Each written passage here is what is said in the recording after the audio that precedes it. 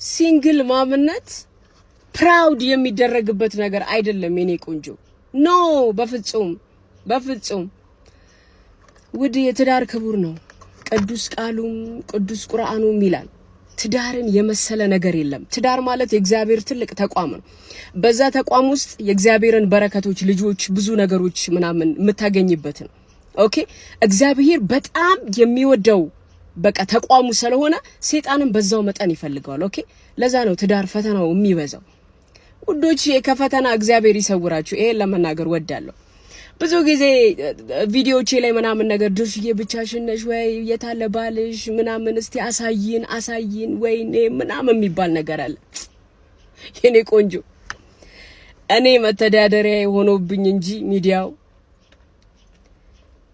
በቃ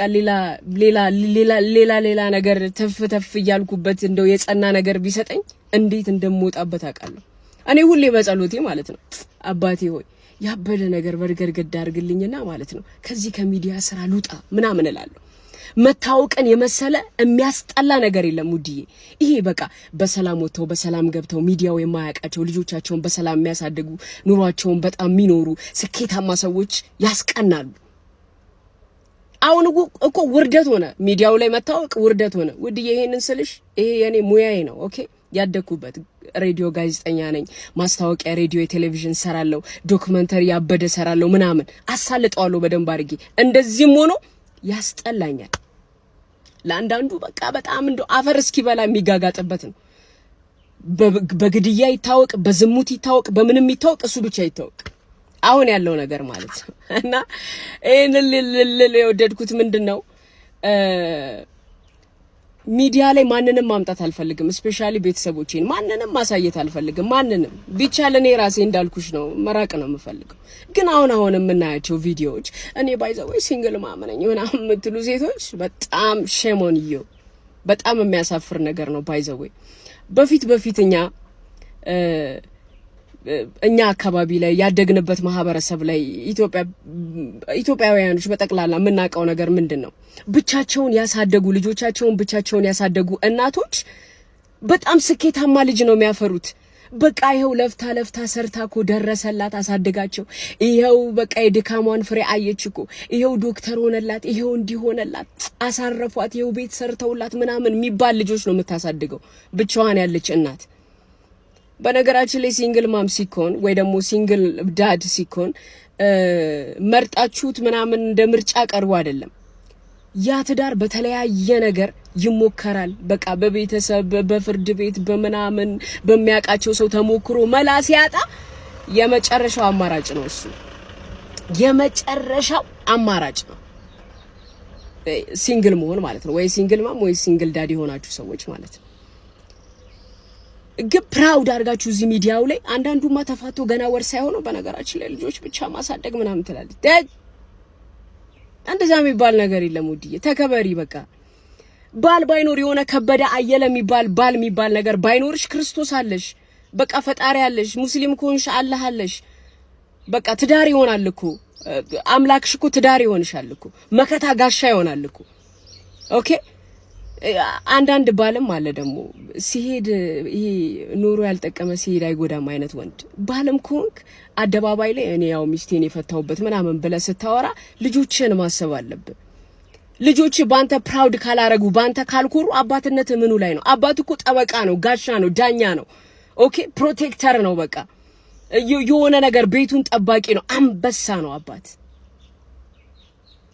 አሁን እንግዲህ የምናያቸው ሰዎች እንደምታያቸው ናቸው ኤቭሪባዲ ተመሳሳይ ነገር ነው የሚያሳልፈው ለዛ ሲንግል ዳድ ነኝም ሲንግል ማም ነኝም የምትይ ሴት ሁሉ ወንድ ሁሉ ለልጆቻችሁ ተጨነቁ ልጆች እኮ ገና ሲፈጠሩ የሚያውቁት ቤተሰብ እናንተን ነው በእናንተ ካልኮሩ እሺ በማን ነው የሚኮሩት እናንተም ታሪካቸውን እድገታቸውን የእናንተን ጉዳይ አደባባይ ላይ መሸቀያ ያርጋችሁት እሺ እኚህ ልጆች ምን ይሁኑ እኔ አንዳንዴ ወይኔ አባቴ እኚህ ሰዎች ራሳቸውን ሳይችሉ በስነ ልቦና ገና ብቁ ሳይሆኑ ለምንድን ነው ልጅ የምትሰጣቸው እላለሁ የነዛ ልጆች ኮንፊደንስ ስነ ልቦና ያሳዝነኛል ከእንደዚህ አይነት ቤተሰብ የተፈጠሩ ልጆች ግራ የተጋቡ ናቸው እችን ምድር አክሰፕት ማድረግ አይችሉ ከሰዎች ጋር መግባባት አይችልም። ኮንፊደንስ ያላቸው ልጆች አይሆኑም።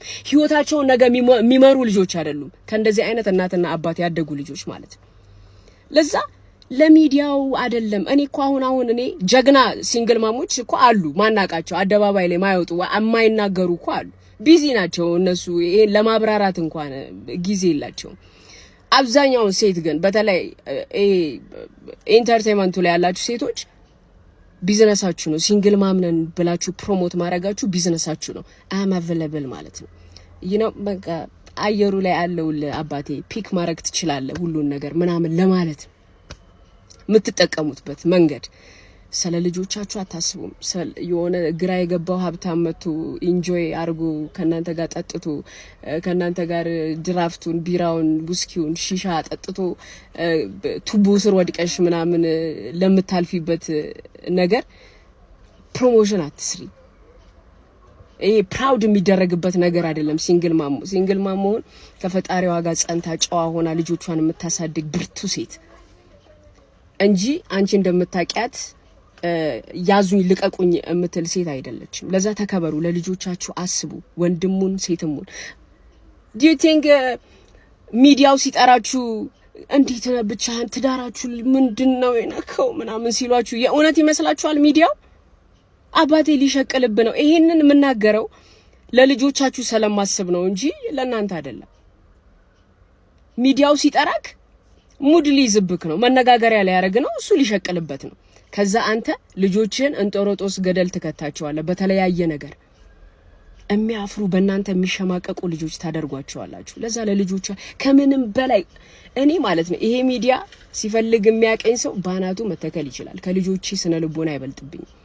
እኔ ቤቴ ውስጥ አይደለም እኔ ማለት ነው አይደለም እኔ ቤት የመጣ ሰው ስልክ ተደውሎለት ውሸት ማውራት አይችልም።